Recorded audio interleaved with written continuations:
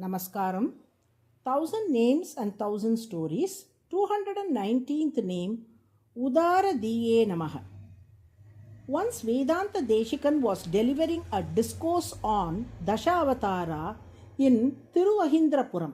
During the session, a disciple stood up and posed a question. Swami, we celebrate the Matsya Avatara as the first and the foremost incarnation of the Lord. But why did the Lord choose to take the form of a fish instead of a human? Vedanta Deshikan paused and then asked, Can anyone here answer this question? One of the disciples responded. It was the time of cosmic dissolution when the entire world was submerged in water. To retrieve the Vedas hidden beneath the sea, it was practical for the Lord to assume the form of a fish. The disciples who had raised the question countered. But the Lord, being the supreme reality with boundless energy, could have taken a human form capable of swimming through the water to retrieve the Vedas. Why then did he specifically take the form of a fish? Smiling, Vedanta Deshikan replied with a combination of a poetic observation and a story. The verse goes this way.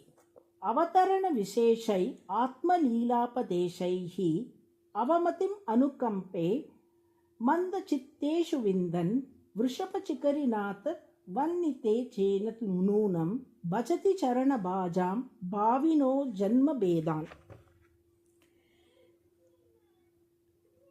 Through your various incarnations, the divine acts you guide and teach the essence of your mercy and compassion to beings of limited intellect.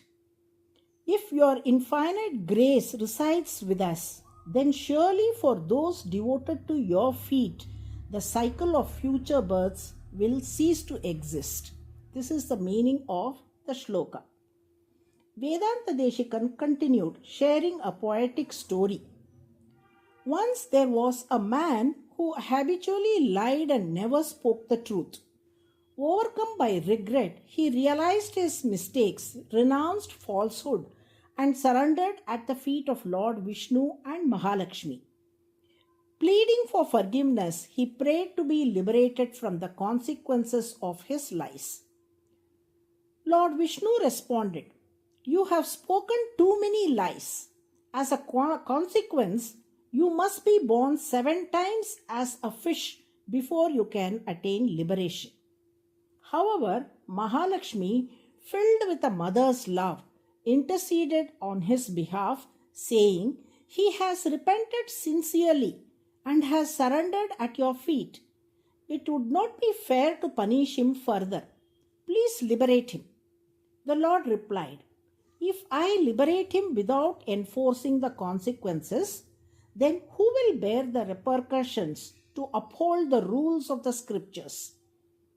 Mahalakshmi, ever compassionate, suggested, Instead of making him endure 7 lifetimes as a fish, you could incarnate once as a great fish and dissolve the sins he committed, granting him immediate liberation.